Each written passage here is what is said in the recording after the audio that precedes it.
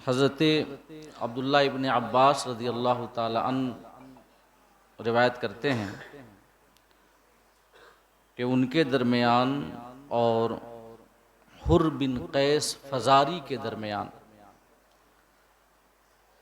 اس بات میں اختلاف ہوا کہ حضرت موسیٰ کس سے ملنے گئے تھے، اور یہ روایت بخاری کی ہے۔ تو دونوں میں بحث ہو رہی تھی۔ حر بن قیس فزاری تھے اور حضرت عبداللہ بن عباس تھے۔ حضرت عبداللہ بن عباس وہ ہیں جن کو حبر الامہ کہا جاتا ہے۔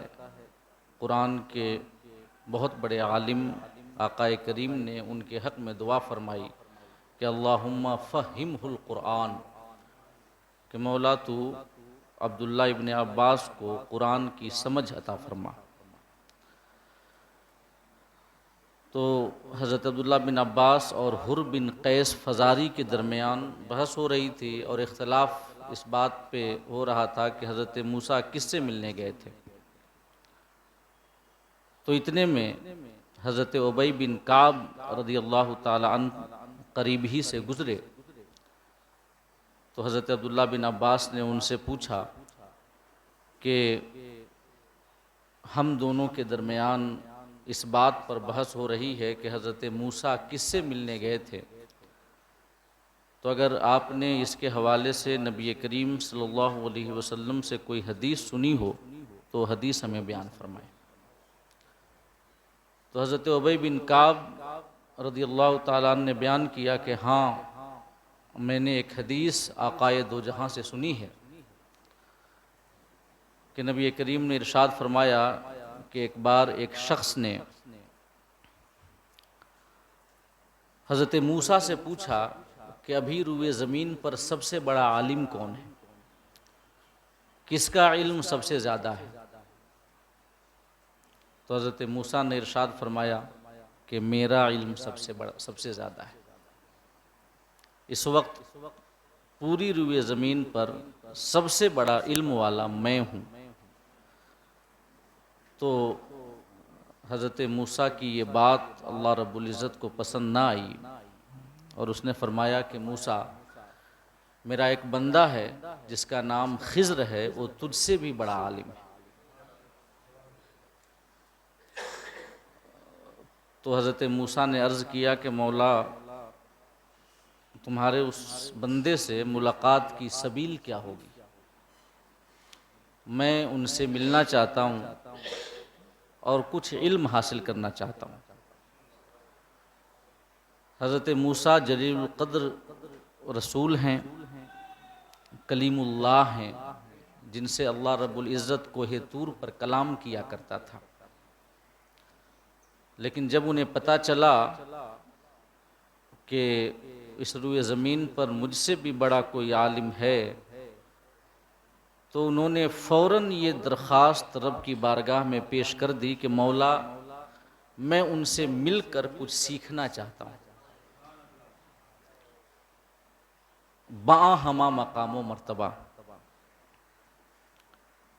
تو اس سے ہمیں یہ سبق ملتا ہے، پہلی بات تو یہ کہ کوئی حضرت موسیٰ پر اعتراض نہ کرے کہ انہیں اس بات کا گمان تھا کہ میں سب سے بڑا عالم ہوں،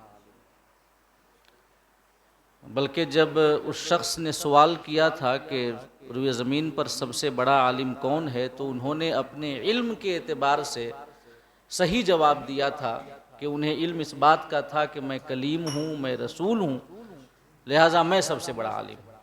تو انہوں نے حق بیانی کی تھی اپنے علم کے اعتبار سے، کیونکہ جب کسی نے سوال کیا تو سچی بات بتانا ضروری ہے، اور لوگوں کے سامنے اپنے علم کو ظاہر کرنا بھی ضروری ہے تاکہ لوگ آ کر کے رہنمائی حاصل کریں، ہدایت حاصل کریں۔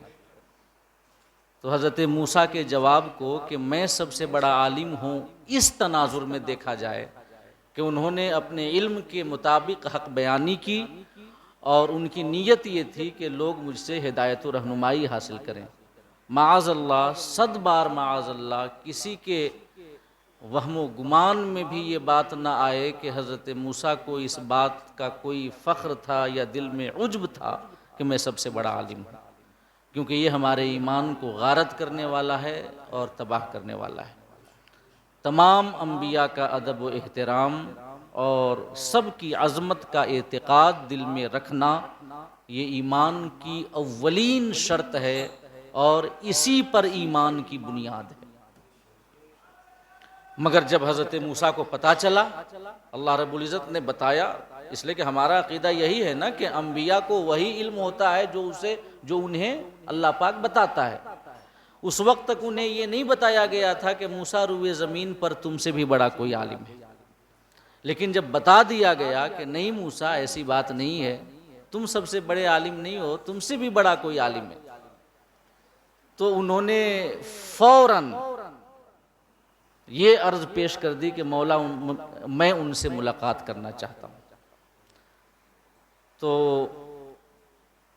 پہلی بات تو یہ ہے کہ حضرت موسیٰ نے وہ کسی عجب یا فخر کی بنیاد پر نہیں کہا تھا، مگر اللہ رب العزت کو یہ بات پسند نہیں آئی۔ کیوں؟ کیونکہ بڑوں کا مقام جب بڑا ہوتا ہے تو اللہ رب العزت ان کے ساتھ معاملہ بھی بڑوں والا فرماتا ہے، اور وہ چونکہ اللہ کے کلیم تھے، اللہ کے رسول تھے، لہٰذا زیادہ ان کے لائق مقام کے یہ تھا کہ وہ کہتے کہ اللہ سب سے بڑا عالم ہے، یہ جواب دیتے یا تواضع اختیار کرتے۔ تو چونکہ وہ بڑے تھے، ایک یہ ہے نا، ایک کہاوت ہے عربی زبان میں کہ حسنات الابرار سیئات مقربین، کہ نیکوں کی نیکیاں بھی اللہ رب العزت کے مقرب بندوں کے حق میں خطائیں شمار کی جاتی ہیں، کیونکہ جتنا بڑا مقام مواخذہ بھی اسی اعتبار سے۔ اگر کوئی عام شخص کوئی ایک خطا کر دے، غلطی کر دے، تو اتنا واویلا نہیں بچے گا جتنا کسی خاص شخص سے کوئی خطا سرزد ہو جائے تو زیادہ واویلا مچے گا۔ اسی وجہ سے حضور اعلیٰ حضرت نے فرمایا ہے کہ اگر علماء مستحبات کو چھوڑ کر مباحات کی جانب بڑھیں گے تو عوام مکروہات کو پکڑ لیں گے، اور اگر علماء مکروہات کو کرنے لگیں گے تو عوام حرام کاموں کو کرنے لگ جائیں گے، اور اگر علماء حرام کام کرنے لگیں گے تو عوام کفر میں مبتلا ہو جائیں گے۔ یہ درجے کے اعتبار سے مواخذہ ہوتا ہے۔ اللہ رب العزت کو ان کی یہ بات پسند نہیں آئی کہ انہوں نے یہ کیوں کہا کہ میں سب سے بڑا عالم ہوں، فوراً فرمایا کہ تم سے بھی بڑا ایک عالم ہے۔ اگر آج ہم اپنے آپ کو بہت بڑا عالم سمجھتے ہوں یا ترم خواہ سمجھتے ہوں اور کچھ پتہ چل جائے کہ کوئی ایسا ہے جو ہم سے بھی بڑا ہے، تو ہمارے دل میں اس کے لیے حسد پیدا ہو جاتا ہے، اور ہم اس کے مقام کو گھٹانے کے لیے کوششیں کرنے لگتے ہیں کہ اس کی پکڑ ہم سے زیادہ نہ ہو جائے، لوگ اس سے زیادہ قریب نہ ہو جائیں، اس کی مقبولیت ہم سے زیادہ نہ ہو جائے، تو ہم اس کے بارے میں قسم قسم کی باتیں بنانے لگتے ہیں۔ اس سے یہ سیکھ ہمیں ملتی ہے کہ اگر کوئی ہم سے بڑا ہو تو ہمیں چاہیے کہ حسد میں مبتلا نہ ہوں، بلکہ ہم ان سے کچھ سیکھنے کی کوشش کریں، ملاقات کریں۔ بڑوں کو تسلیم کرنا اور ان سے سیکھنا، یہی سنت انبیاء ہے کہ نہیں؟ حضرت موسیٰ نے فوراً عرض کیا کہ مولا ان سے ملاقات کی کیا سبیل ہے؟ اللہ پاک نے فرمایا کہ اس بندے سے تمہاری ملاقات دو دریاؤں کے ملنے کی جگہ پر ہوگی، سنگم پر ہوگی۔ ایک یہ روایت ہے، اور اس کے بعد کا واقعہ آپ ابھی بالتفصیل سنیں گے۔ اور بخاری ہی کی ایک دوسری حدیث ہے کہ ایک بار حضرت موسیٰ خطاب کر رہے تھے، لوگوں کے سامنے واعظ و نصیحت کر رہے تھے کہ خطاب کے دوران کسی نے پوچھ لیا کہ سب سے بڑا عالم کون ہے؟ تو حضرت موسیٰ نے کہا کہ میں ہوں۔ اللہ رب العزت نے فوراً وحی بھیجی کہ تم سے بھی بڑا کوئی ہے۔ اس کے بعد انہوں نے کہا کہ ملاقات کی کیا سبیل ہے، وہ بھی بخاری کی روایت ہے، اور اس کے بعد کا پورا واقعہ ہے۔ اور ایک اور روایت جو یہاں پر میں بیان کرنا ضروری سمجھتا ہوں کہ جب یہ جواب حضرت موسیٰ نے دیا تھا کہ میں سب سے بڑا عالم ہوں، تو ساحل سمندر پہ آپ موجود تھے کہ حضرت جبرائیل تشریف لائے، اور اسی وقت ایک پرندہ آیا اور اس نے سمندر میں چونچ ماری، یہ پانی پیا اور اڑ گیا۔ تو حضرت جبرائیل نے ارشاد فرمایا، یہ عرض کیا حضرت موسیٰ سے کہ اے اللہ کے کلیم، آپ کا علم، میرا علم، بلکہ پوری دنیا کا علم اللہ رب العزت کے علم کے سامنے ایسی ہی نسبت رکھتا ہے جیسی نسبت اس پرندے نے جب سمندر میں چونچ ماری اور اس نے کچھ پانی پی لیا تو کیا اس چونچ میں جو قطرے پانی کے آئے، اس پانی کو جو نسبت ہے سمندر سے، وہی نسبت ہے میرے، آپ کے اور پوری مخلوقات کے علم کی اللہ رب العزت کے علم سے۔ یہ بھی ایک اعتبار سے اللہ کے حکم سے تنبیہ تھی کہ جنہوں نے کہا تھا کہ میں بڑا عالم ہوں، اللہ کے علم کے آگے کسی کے علم کی کوئی حیثیت، اور اللہ فرماتا ہے فوق کل ذی علم علیم، ہر علم والے سے بڑا ایک علم والا ہے۔ اور یہ سلسلہ چلتا رہتا ہے یہاں تک کہ بارگاہ رب العزت تک پہنچتا ہے۔ ہر علم والے سے ایک بڑا علم والا ہے۔ عام انسان سے زیادہ عالم جانتا ہے، عالم سے زیادہ ان کے جو خواص علماء ہیں وہ جانتے ہیں، خواص علماء سے زیادہ اولیاء جانتے ہیں، پھر اولیاء کے مراتب کے اعتبار سے علم کم یا زیادہ ہوتا ہے، پھر اس کے بعد انبیاء کرام کا علم ان اولیاء سے زیادہ ہوتا ہے، پھر انبیاء کرام کے مراتب کے اعتبار سے علموں میں تفاوت ہوتا ہے، پھر تمام نبیوں اور رسولوں میں سب سے زیادہ علم سید الاولین والآخرین ہمارے آقا جناب محمد الرسول اللہ صلی اللہ تعالیٰ علیہ وسلم کا ہے۔ اور جب وہاں تک پہنچے تو اس کے بعد فقط ایک بارگاہ رہ جاتی ہے، خلق سے اولیاء، اولیاء سے رسول، اور رسولوں سے اعلیٰ ہمارا نبی، اور ہمارے نبی سے اعلیٰ فقط رب تعالیٰ۔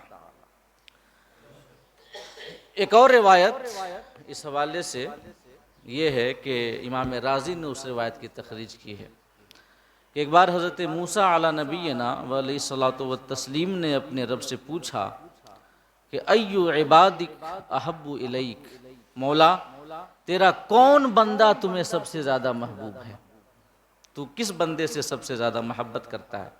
اللہ پاک نے فرمایا الذی یذکرنی ولا ینسانی، میں سب سے زیادہ اس بندے سے محبت کرتا ہوں جو میری یاد اپنے دل میں ایسے سمائے ہوئے ہو کہ کبھی بھی مجھے نہ بھولے، ایک لمحے کے لیے وہ مجھ سے غافل نہ ہو، جو ہمیشہ مجھے یاد رکھے، وہ میرا بندہ سب سے زیادہ مجھے محبوب ہے۔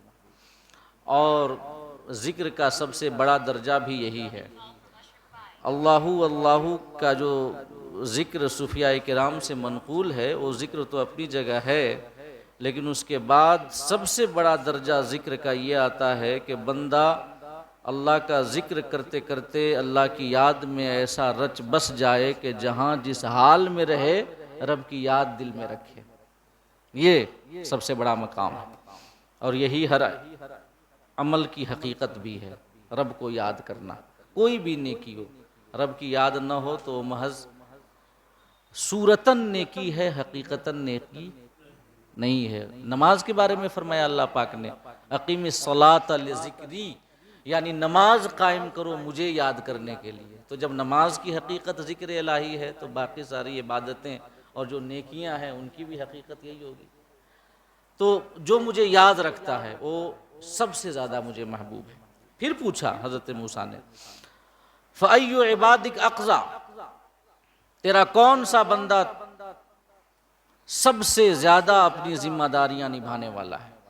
ہم ذمہ داریوں کی تفریق اور تقسیم کرتے ہیں کئی اعتبار سے، کہ ہماری ذات کے اعتبار سے کچھ ذمہ داریاں ہیں، خاندان کے اعتبار سے کچھ ذمہ داریاں ہیں، معاشرے کے اعتبار سے کچھ ذمہ داریاں ہیں، کسی ملت کا ایک فرد ہونے کے اعتبار سے ہماری کچھ ذمہ داریاں ہیں، کسی دیش کا ناگرک ہونے کے اعتبار سے کچھ ذمہ داریاں ہیں۔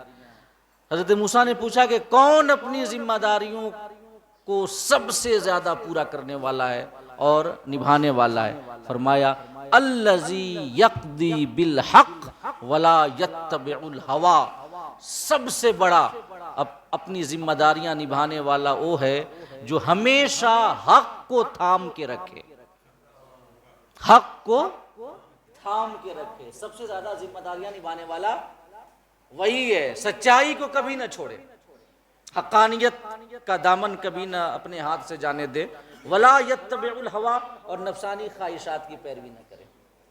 ہم کیا سمجھتے ہیں کہ خاندان کے اعتبار سے، معاشرہ کے اعتبار سے، کسی قوم کا فرد ہونے کے اعتبار سے، کسی دیش کا شہری ہونے کے اعتبار سے ہماری ذمہ داری یہ ہے کہ ہم ہمیشہ اپنے خاندان کے بارے میں سوچیں، اپنے معاشرے کے بارے میں سوچیں، اپنی قوم کے بارے میں سوچیں، اپنے دیش کے بارے میں سوچیں۔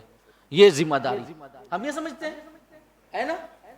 لیکن اللہ پاک نے کیا فرمایا حضرت موسیٰ سے؟ الذی یقضی بالحق، جو حق کو ہمیشہ تھامے رہے، اپنی ڈیوٹیز سب سے زیادہ وہی نبھانے والا ہے۔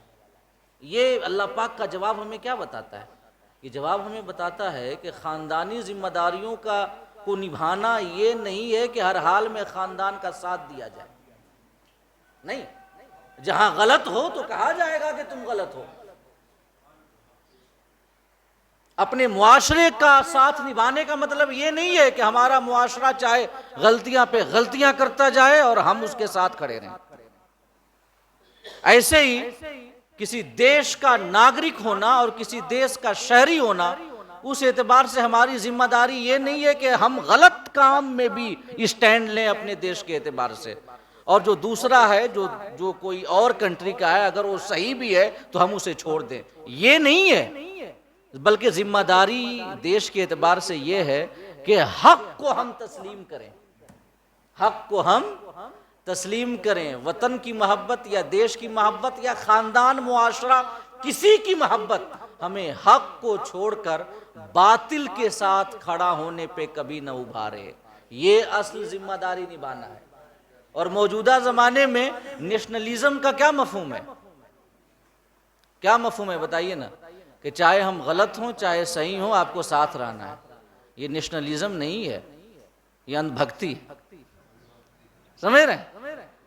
اصل نیشنلزم کیا ہے کہ حقانیت میں ساتھ دیں ضرور، اور اگر کہیں پہ غلط ہو رہا ہو تو اس کے خلاف آواز اٹھائیں، ہے کہ نہیں ہے؟ تو فرمایا الذی یقضی بالحق، اپنی ذمہ داریاں نبھانے والا وہ ہے جو حق بات کو تھامے رکھے، ولا یتبع الہوی، اور خواہشات کی پیروی نہ کرے۔ اس کے بعد حضرت موسیٰ نے پوچھا، یہ اس روایت میں فَأَيُّ عِبَادِكَ أَعْلَمُ، وہ دونوں روایتیں بھی صحیح ہیں، یہ روایت بھی اپنی جگہ پہ صحیح ہے۔ پوچھا کہ تو پھر تیرا کون سا بندہ سب سے زیادہ علم والا ہے، کس کے پاس سب سے زیادہ علم ہے؟ تو حضرت موسیٰ سے اللہ پاک نے فرمایا کہ الذی یبتغی علم الناس الی علمہ عسیٰ ان یصیب کلمۃ تدل علی ہدی او تردہ عن ردی۔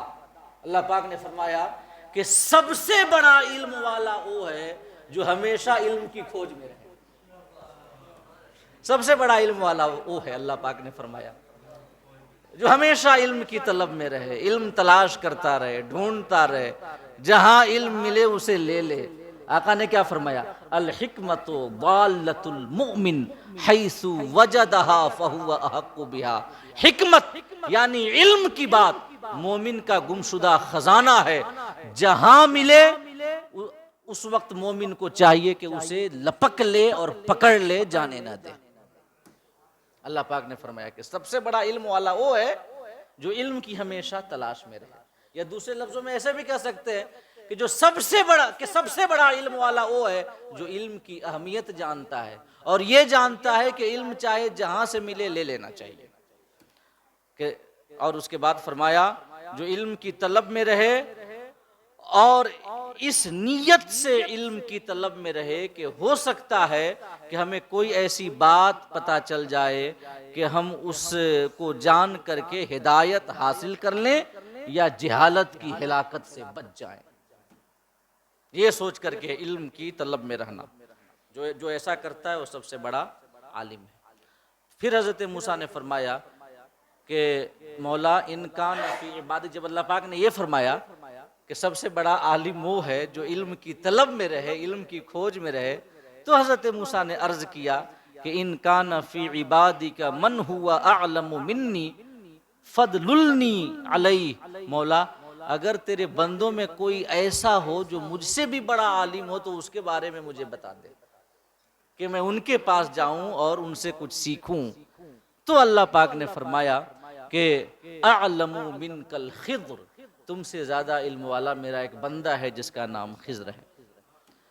اور اس کے بعد وہی واقعہ ہے کہ حضرت موسیٰ نے عرض کیا کہ کیسے ملاقات ہوگی، تو فرمایا کہ سمندر کے کنارے ایک چٹان پر تمہاری ملاقات ہوگی اور وہاں پہ دو سمندر ملتے ہوں گے، وہیں پر ملاقات ہوگی۔ تو حضرت موسیٰ نے پھر یہ عرض کیا کہ یا ربی کیف لی بہ، مجھے کیسے پتا چلے گا کہ یہیں پر، کہ مطلب یہی سنگم ہے، یہی چٹان ہے جہاں پر خضر سے ہماری ملاقات ہوگی۔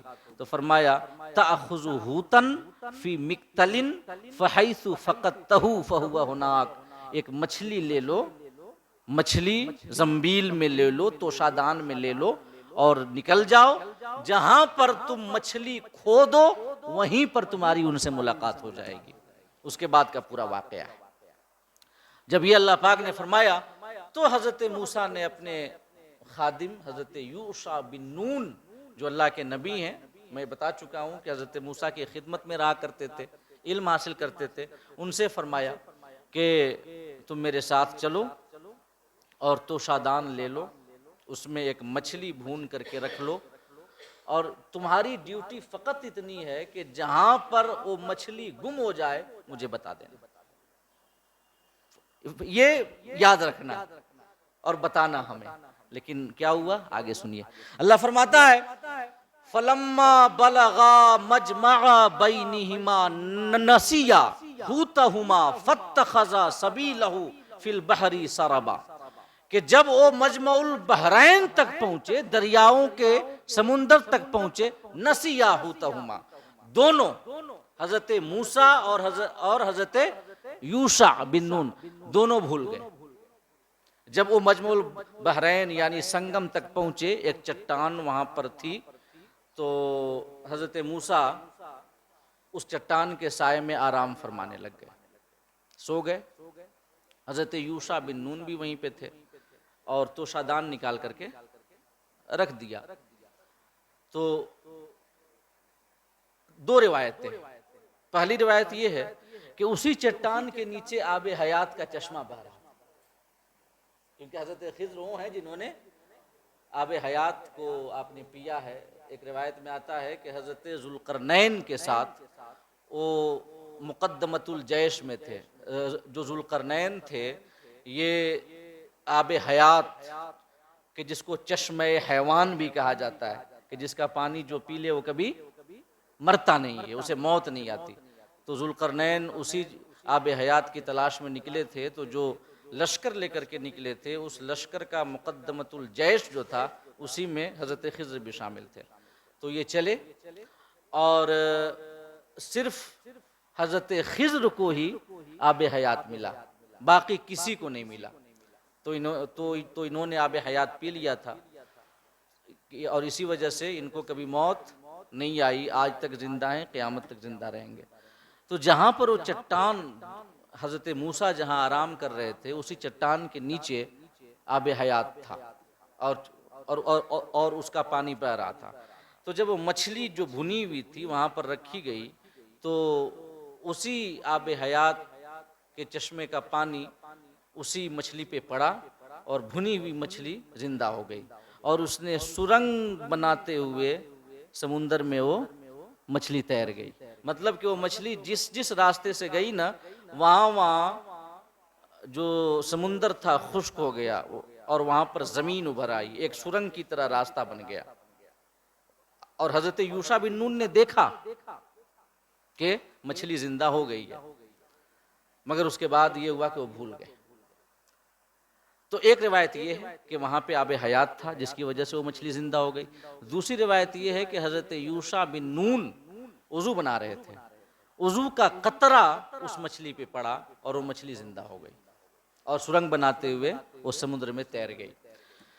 تو اب وہاں پر تو پہنچ چکے تھے دونوں، جہاں پہ حضرت خضر سے ملاقات ہونی تھی۔ اللہ پاک نے جو نشانی بتائی تھی وہ مچھلی زندہ بھی ہو گئی، لیکن نتیجہ یہ ہوا کہ نسیا حوتہما، دونوں بھول گئے اپنی مچھلی کو، اور فاتخذ سبیلہ فی البحر سربا، مچھلی نے اپنا راستہ سمندر میں بنا لیا سرنگ بناتے ہوئے، اور حضرت یوشع بن نون بھی تذکرہ کرنا بھول گئے۔ اب یہاں پر ایک سوال پیدا ہوتا ہے کہ اتنی عجیب بات وہ بھول کیسے گئے؟ مطلب یہ کوئی چھوٹا موٹا واقعہ ہے کیا کہ بھنی ہوئی مچھلی زندہ ہو جائے اور جا کر کے سمندر میں تیرنے لگ جائے؟ یہ تو بڑا واقعہ ہے، عجیب معاملہ ہے یہ، تو وہ کیسے بھول گئے؟ جب انسان عجیب واقعہ دیکھتا ہے تو وہ تو یاد رہ جاتا ہے، وہ انسان بھولتا نہیں ہے، تو بھولے کیسے؟ تو اس کا دو جواب دیا ہے علماء نے۔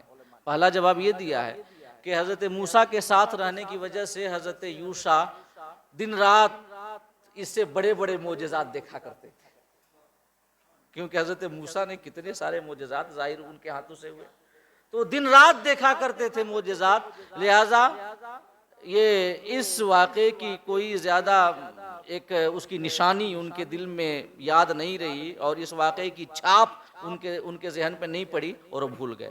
کیونکہ جو شخص بڑی بڑی باتیں ہمیشہ مشاہدہ کرتا ہو تو چھوٹی بات اگرچہ عام لوگوں کے اعتبار سے وہ بات بڑی ہو، لیکن وہ اس کے اعتبار سے چھوٹی ہوگی اور پھر اس کے دل پہ وہ اثر نہیں ہوگا، لہٰذا وہ بھول گئے، کیونکہ وہ دن رات بڑے بڑے معجزات دیکھا کرتے تھے۔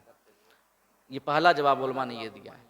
دوسرا جواب یہ دیا ہے جو امام رازی نے جواب دیا ہے کہ حضرت موسیٰ نے اپنے علم کو زیادہ سمجھا تھا۔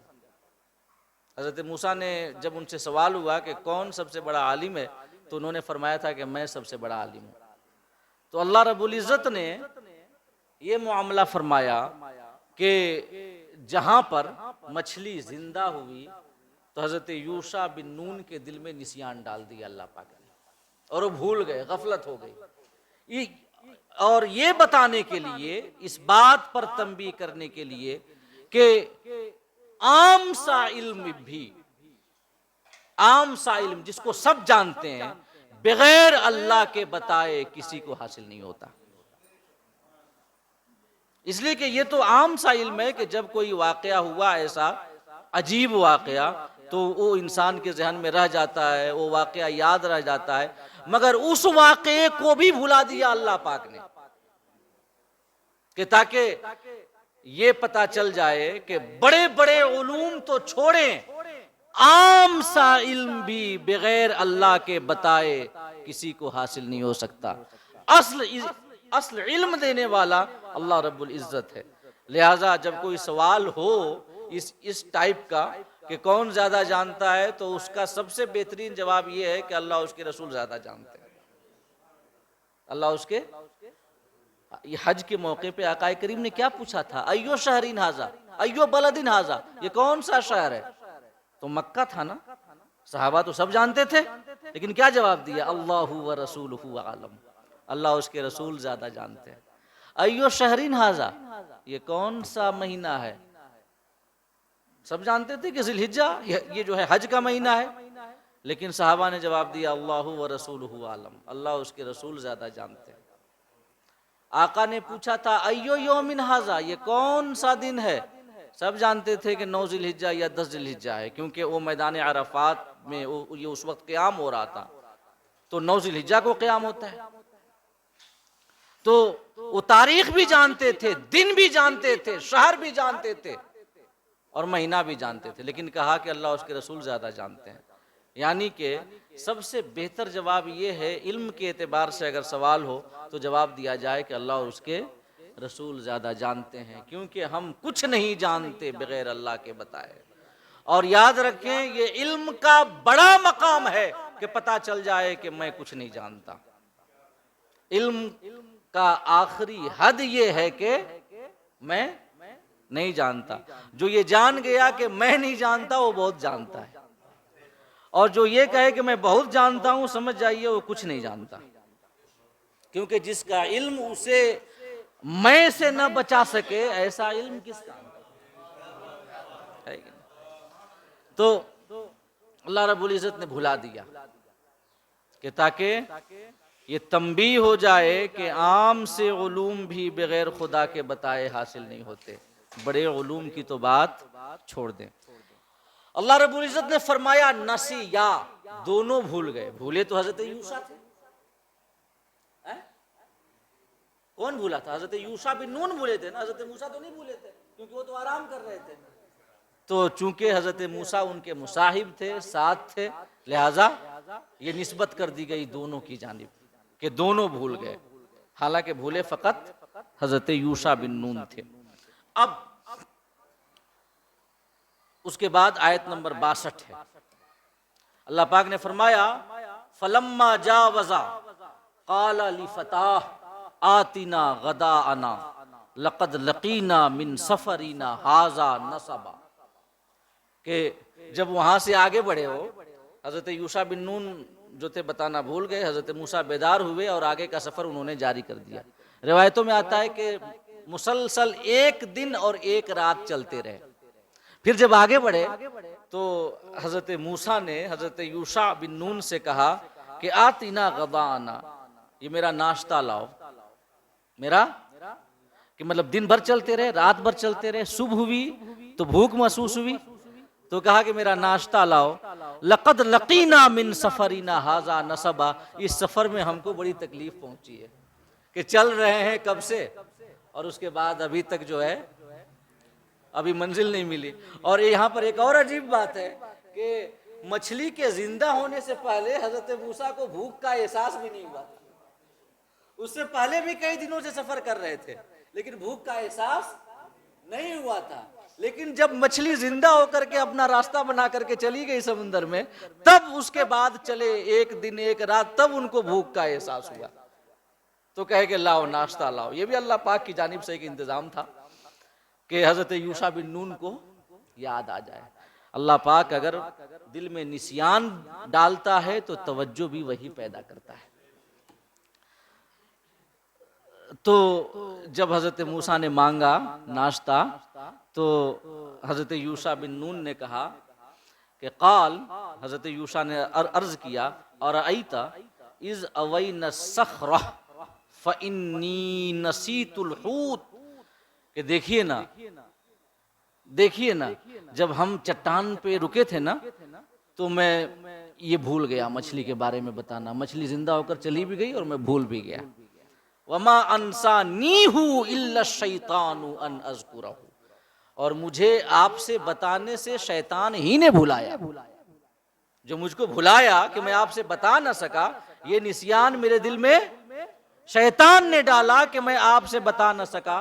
وَاتَّخَذَ سَبِيلَهُ فِي الْبَحْرِ عَجَبًا، اور مچھلی نے عجب طور سے بڑا عجیب معاملہ ہوا کہ سمندر میں اس نے اپنا راستہ بنا دیا۔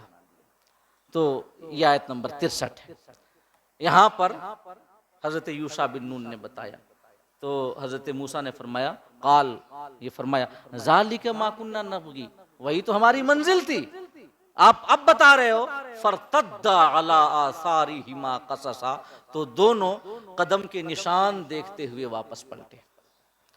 تو آیت نمبر 62 میں کہ جس میں آپ نے کھانا مانگا اور کہا کہ اس سفر میں ہم کو بڑی تکلیف ہوئی، تو اس آیت سے پہلی بات تو یہ پتہ چلتی ہے کہ سفر میں زیادہ راہ ساتھ لینا توکل کے خلاف نہیں ہے، اللہ پر بھروسہ کے خلاف نہیں ہے۔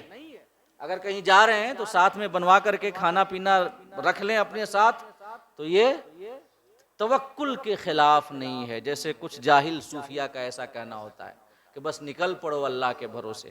اللہ رب العزت کے بھروسے، اللہ کا بھروسہ تو ہے ہی ہے، لیکن اسباب کو ساتھ لینا یہ بھی اللہ ہی پر بھروسہ ہے، کیونکہ اس نے دنیا کو عالم اسباب بنایا ہے، یہاں پہ ہر چیز کے لیے ایک سبب متعین ہے کہ نہیں ہے؟ حضرت عبداللہ بن عباس روایت کرتے ہیں کہ یمن والے جب حج کرنے آتے تھے تو کوئی زیادہ راہ لے کر کے نہیں آتے تھے، بس ایسے ہی چلے آتے تھے۔ تو جب وہ مکہ پہنچتے تب ظاہر کچھ تھا نہیں، تو اب لوگوں سے سوال کرنے لگتے، مانگنے لگ جاتے لوگوں سے۔ تو اللہ رب العزت نے یہ آیت کریمہ نازل فرمائی کہ وَتَزَوَّدُوا فَإِنَّ خَيْرَ الزَّادِ التَّقْوَىٰ، جب نکلو سفر پر تو زاد راہ لے لیا کرو، کھانے پینے کا انتظام کر لیا کرو، کیونکہ آخرت کے لیے سب سے بہترین زاد راہ یہ ہے کہ سوال سے بچا جائے۔ سوال سے یہ کیا ہوگا کہ یہ کیا بات ہوئی کہ اللہ پر بھروسہ کر کے نکل رہے ہو اور لوگوں سے مانگ رہے ہو؟ بھیک مانگنا اچھی بات ہے؟ اللہ پاک نے انسان بنایا ہے، ایک عزت و مقام ہے، تو بھیک مانگنا اچھی بات تو ہے نہیں۔ لہٰذا نکلو تو اپنا سامان لے کر کے، حالانکہ وہ اپنے گھر کے بڑے لوگ ہوا کرتے تھے، لیکن نکل رہے ہیں ایسے کہ ہم بھروسہ کرنے والے ہیں، اور جب پیٹ پر آ رہی ہے تو سوال کر رہے ہیں، غلط بات ہے، لے کر کے آنا چاہیے۔ فرمایا وَتَزَوَّدُوا، جب نکلو تو زاد راہ لے لیا کرو۔ یہ قرآن کی آیت ہے، فَإِنَّ خَيْرَ الزَّادِ التَّقْوَىٰ، اور یاد رکھو کہ آخرت کے لیے بہترین زاد راہ یہ ہے کہ کسی کے سامنے ہاتھ نہ پھیلایا جائے۔ اور دوسری بات یہ سمجھ میں آتی ہے کہ تکالیف کا برداشت کرنا بھی کوئی غلط نہیں ہے، اور برداشت کر کے یہ تکالیف کو بیان کرنا، لوگوں کو بتانا، یہ غلط نہیں ہے۔ ہاں اگر نیت یہ ہو کہ اگر دل میں شکایت ہے اور یہ لگ رہا ہے کہ بے صبری کا مظاہرہ ہے، اس اعتبار سے اگر بتائیں کہ یہ پریشانی ہے، وہ پریشانی ہے، معاملات ایسے چل رہے ہیں، زندگی میں خالی پریشانیاں ہی پریشانیاں ہیں، شکایت کرنے کی نیت سے یا انداز سے اگر بتایا جائے تو شریعت نے اسے روکا ہے، شکایت نہیں کرنا چاہیے۔ انما اشکو بثی وحزنی الی اللہ، شکایت فقط رب کی بارگاہ میں کرنا چاہیے۔ ہاں ایسے ظاہر کرنا کوئی غلط بات نہیں ہے۔ حضرت عائشہ کا ہار گم ہو گیا، ایک مصیبت تھی، انہوں نے بتایا کہ نہیں بتایا کہ میرا ہار گم ہو گیا ہے۔ ایک بار ایک صحابی آقا کریم کی بارگاہ میں حاضر ہوئے، آقا کریم کو بخار تھا، تو انہوں نے ہاتھ لگایا آقا کریم کی پیشانی پر، تو آپ بخار سے جل رہے تھے، تو انہوں نے عرض کیا کہ یا رسول اللہ آپ کو تو بہت زیادہ بخار ہے۔ تو آقا نے فرمایا کہ ہاں مجھے دوسروں سے دگنا بخار آتا ہے، عام انسانوں سے دگنا بخار آتا ہے۔ صحابی نے عرض کیا کہ ہاں یا رسول اللہ، اور آپ کو دگنا اجر بھی تو ملتا ہے، دگنا اجر ملتا ہے۔ اس کے بعد آقا نے فرمایا کہ ہاں مومن کو جو بھی تکلیف پہنچتی ہے، یہاں تک کہ کانٹا بھی چبھے، تو اللہ رب العزت اس کی وجہ سے اسے اجر عطا کرتا ہے، ثواب عطا کرتا ہے۔ اور جب حضرت ابراہیم کا انتقال ہوا، آقا کریم کے صاحبزادے، تو آپ اکثر کہا کرتے تھے کہ ابراہیم ہم تیری جدائی میں بڑے غمزدہ ہیں، آقا فرمایا کرتے تھے۔ حضرت یعقوب سے جب حضرت یوسف جدا ہوئے تو حضرت یعقوب روتے تھے اور بتاتے بھی تھے، لوگوں سے پتہ پوچھا کرتے تھے کہ ہمارے یوسف کو کسی نے دیکھا ہے؟ تو اس سے پتہ چلتا ہے کہ مصیبتوں کا بیان کرنا اگر شکایت والا انداز نہ ہو تو غلط نہیں ہے، اور اگر شکایت والا انداز ہو تو غلط ہے، یہ صبر کے خلاف ہے، اور صبر کرنا اللہ رب العزت کا حکم ہے۔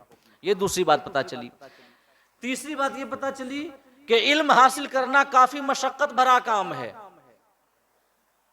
آپ نے کیا فرمایا؟ لقد لقینا من سفرینا ھذا نصبا، حضرت موسیٰ نے یہ ارشاد فرمایا کہ اس سفر میں ہم کو بڑی تکلیف پہنچی ہے۔ آپ حضرت خضر سے ملاقات کے لیے جا رہے تھے، نیت یہ تھی کہ ان کے ساتھ رہیں، کچھ علم حاصل کریں، تو اس سے یہ بات بھی سمجھ میں آتی ہے کہ علم حاصل کرنے کا جو کام ہے انتہائی محنت طلب ہے، مشقت طلب ہے، تکلیفیں ہوتی ہیں، لیکن تکالیف اور مصیبتوں کو خاطر میں نہ لا کر کے جو علم حاصل کرنے کی راہ میں آگے بڑھتے جاتے ہیں وہی کامیاب ہوتے ہیں۔ آج ہمارے معاشرے کا حال یہ ہے کہ اگر تھوڑی سی پریشانی ہو گئی یا گھر سے خرچہ ملنا بند ہو گیا یا کچھ اور ہو گیا تو ہمارے بچے پڑھائی چھوڑ دیتے ہیں اور وہ کسی نہ کسی کام میں لگ جاتے ہیں۔ ارے بھائی یہ علم کا کام ہے، علم حاصل کرنا ہے، تکلیف تو ہوگی، یہ مصیبت تو ہے ہی اس راستے میں، تو چاہیے کہ تکلیف اور مصیبت کو برداشت کرتے ہوئے علم حاصل کیا جائے، کیونکہ یہ کوئی مخملی بستر والی راہ نہیں ہے، بلکہ قدم قدم پہ کانٹے ملتے ہیں۔ ہمارے اسلاف نے علم حاصل کرنے کی راہ میں کتنی بڑی بڑی مشقتیں جھیلی ہیں، ایک حدیث کے بارے میں پوچھنے کے لیے کئی 100 کلومیٹر کا سفر کر رہے ہیں، اور وہ بھی آج کی طرح ٹرین یا ہوائی جہاز نہیں ہے کہ بڑی وہ برق رفتاری سے آرام سے پہنچ گئے اور فوراً ایک حدیث کے بارے میں پوچھ کر کے چلے آئے، نہیں، بلکہ وہ جو ہے یا تو پیدل سفر کر رہے ہیں یا تو گھوڑے پہ اونٹ پہ سفر کر رہے ہیں، سفر کی مشقتیں برداشت کرتے ہوئے فقط ایک حدیث کے بارے میں پوچھنے جا رہے ہیں۔ ایک شخص کے بارے میں ایک ہمارے امام ہیں ہمارے اسلاف میں، ان کا ایک واقعہ یہ ہمارے ذہن میں آتا ہے کہ انہوں نے اونٹ لیا، سفر کیا اور سینکڑوں کلومیٹر دور پہنچے، اور جہاں پر جن سے حدیث کے بارے میں پوچھنا تھا ان سے پوچھا، اور بیٹھ کر کے پانی بھی نہیں پیا، فوراً واپس چلے آئے، تاکہ ان کا یہ پورا سفر علم حاصل کرنے کے لیے، فقط علم کے لیے ہو۔ حضرت بقی بن مخلد رحمہ اللہ تعالی ایک بہت بڑے امام ہیں کہ جنہوں نے اندلس سے سفر کیا، بغداد پہنچے۔ اندلس اور بغداد کے درمیان ہزاروں کلومیٹر کا فاصلہ ہے، اندلس سے سفر کر کے بغداد پہنچے۔ وہ واثق باللہ کا دور حکومت تھا، حضرت امام احمد بن حنبل اس وقت باحیات تھے، معتزلہ کا زور تھا، ایک فرقہ پہلے گزرا ہے معتزلہ کہ جس کے بہت سارے عقائد جو تھے گمراہی والے تھے، جس میں سے ایک عقیدہ یہ بھی تھا کہ قرآن، یہ ان کا عقیدہ تھا کہ قرآن اللہ کی مخلوق ہے، اور ہمارا اہل سنت کا عقیدہ کیا ہے کہ قرآن مخلوق نہیں ہے، اللہ نے اسے پیدا نہیں کیا ہے، قرآن اللہ کا کلام ہے، اللہ کی صفت ہے، ازلی ہے، ابدی ہے، ہمیشہ سے ہے اور ہمیشہ رہنے والا ہے۔ کیوں؟ کیونکہ جیسے اللہ پاک کی ذات ازلی اور ابدی ہے، ویسے ہی اس کی تمام صفتیں بھی ازلی اور ابدی ہیں۔ یہ اہل سنت والجماعت کا عقیدہ ہے۔ تو جب معتزلہ کا زور ہوا تو ان کا عقیدہ یہ تھا کہ قرآن کو اللہ نے پیدا کیا ہے، قرآن پہلے نہیں تھا، اللہ نے پیدا کیا، قرآن مخلوق ہے۔ امام احمد بن حنبل نے اس کے خلاف جہاد کا علم بلند کیا، علمی جہاد اور قلمی جہاد آپ نے فرمایا، آپ پر کوڑے برسائے گئے، آپ کو جیل میں ڈالا گیا۔ تو واثق باللہ کے زمانے میں، اور یہ اس وقت بھی معتزلہ کا ہی زور تھا، تو حضرت بقی بن مخلد وہاں پہنچے، اور ان کی نیت یہ تھی کہ امام احمد بن حنبل سے میں علم حاصل کروں، مگر واثق باللہ جو کہ معتزلہ کی جانب جھکاؤ رکھتا تھا، اس نے امام احمد بن حنبل کے اوپر یہ حدیث سکھانا یا علم سکھانا ان کو روک دیا تھا، پابندی لگا دی تھی کہ آپ کسی کو حدیث نہیں سکھا سکتے۔ تو جب بقی بن مخلد پہنچے تو انہوں نے کچھ دن تک یحییٰ ابن معین کے پاس رہ کر کے علم حاصل کیا، کچھ دنوں تک، یہاں تک کہ ان کی ملاقات ہوئی حضرت امام احمد بن حنبل سے، تو انہوں نے کہا کہ حضور میں آپ سے علم حدیث سیکھنے آیا ہوں اور کافی دور سے آیا ہوں۔ امام احمد نے پوچھا کہاں سے آئے ہو؟ تو عرض کیا کہ کافی دور سے۔ تو کیا افریقہ سے آئے ہو؟ امام احمد بن حنبل نے پوچھا کہ افریقہ سے آئے ہو؟ تو انہوں نے جواب دیا کہ نہیں، اس سے بھی زیادہ دور، اندلس سے آیا ہوں۔ تو آپ نے فرمایا کہ میرے اوپر تو حکومت کی پابندی ہے، میں تمہیں علم حدیث نہیں سکھا سکتا۔ تو کہا کہ حضور کہ میں ایسا کر سکتا ہوں کہ روزانہ فقیر کا بھیس بنا کر کے آپ کے پاس آؤں اور آواز لگاؤں بھیک کے لیے، اور آپ اندر سے آئیں، آپ دروازہ کھولیں اور ہمیں روزانہ صرف 1-2 حدیث بتا دیں، بس اس سے زیادہ کچھ نہیں، 1-2 حدیث بس آپ ہمیں بتا دیں، کسی کو شک بھی نہیں ہوگا۔ تو وہ واپس آئے، بقی بن مخلد سرائے میں پہنچے، فقیروں کی طرح لباس پہنا، اور روزانہ امام احمد بن حنبل کی بارگاہ میں جاتے اور صدا لگاتے کہ الاجر، اللہ کے نام پہ کوئی دے دو، اجر کا مطلب ہوتا ہے بھیک، کہ ہمیں کچھ عطا کر دو۔ امام احمد بن حنبل نکلتے اور روزانہ انہیں 1-2 حدیث سکھاتے، یہاں تک کہ واثق باللہ کا زمانہ ختم ہوا، اور اس کے انتقال کے بعد متوکل علی اللہ خلیفہ بنا۔ وہ اہل سنت والجماعت کے عقائد کی جانب جھکاؤ رکھتا تھا، اور امام احمد بن حنبل کو اس نے رہا کیا اور آزادی انہیں دی، پابندی ہٹائی، اور آپ نے پھر علم حدیث ساری دنیا کو سکھایا، اس لیے کہ پوری دنیا سے لوگ سمٹ کر کے وہاں جاتے تھے علم حاصل کرنے کے لیے بغداد میں۔ بقی بن مخلد نے اتنی تکلیفیں برداشت کر کے علم حاصل کی، اور پھر اندلس میں جا کر کے آپ نے علم حدیث کا دریا بہا دیا۔ تو یہ ہمارے اسلاف کا ایک عام سی ایک چھوٹی سی جھلک میں نے آپ کو دکھائی ہے، ورنہ تاریخ کی کتابیں بھری پڑی ہیں کہ ہمارے اسلاف نے علم حاصل کرنے میں کتنی مشقتیں جھیلی ہیں، اور آج ہم سے 1 گھنٹہ اگر کہیں پر اگر بیٹھنا پڑ جائے جہاں پر علم کی باتیں ہو رہی ہوں تو ہمیں یہ وہ وقت ہمیں گراں گزرتا ہے، لگتا ہے کہ کہیں اور جاتے، کوئی اور کام کرتے تو ہمیں فائدہ ہوتا۔ اللہ پاک ہمیں توفیق دے اور علم حاصل کرنے کی جو فضیلت ہے اس فضیلت کو سمجھنے کی ہمیں توفیق عطا فرمائے۔ تو اس سے یہ پتہ چلتا ہے کہ علم حاصل کرنا تکلیف کا کام ہے۔ اور اس کے بعد آخری بات عرض کر دوں، وقت ہو چکا ہے، جب آیت نمبر 63 میں فرمایا کہ حضرت یوشع بن نون نے کہا کہ میں بھول گیا تھا، اور انہوں نے جو ہے کہا کہ مجھے آپ سے ذکر کرنے کو جو بھلایا وہ شیطان نے بھلایا۔ کس نے بھلایا؟ شیطان نے بھلایا۔ تو اس سے ایک بات یہ سمجھ میں آتی ہے کہ ہمیں چاہیے کہ اگر ہم سے کچھ غلطی ہو جائے تو اس کی نسبت ہم اللہ پاک کی جانب سے ہم نہ کریں، یہ نہ کہیں کہ تقدیر میں لکھا تھا تب وہ ایسا ہو گیا، یہ بلکہ چاہیے کہ اپنے نفس کی جانب اور ابلیس اور شیطان کی جانب نسبت کرنی چاہیے، رب کی جانب یا تقدیر کے حوالے کر کے اپنا پلہ جھاڑنے کی کوشش نہیں کرنی چاہیے۔ اور آیت نمبر 64 میں ہے کہ دونوں وہاں سے واپس پلٹے، جب وہاں پہنچے اس کے بعد کا واقعہ انشاءاللہ آیت نمبر 65 کے حوالے سے اور اس کے بعد باقی کی باتیں ہم اگلی نشست میں آپ کے سامنے بیان کریں گے۔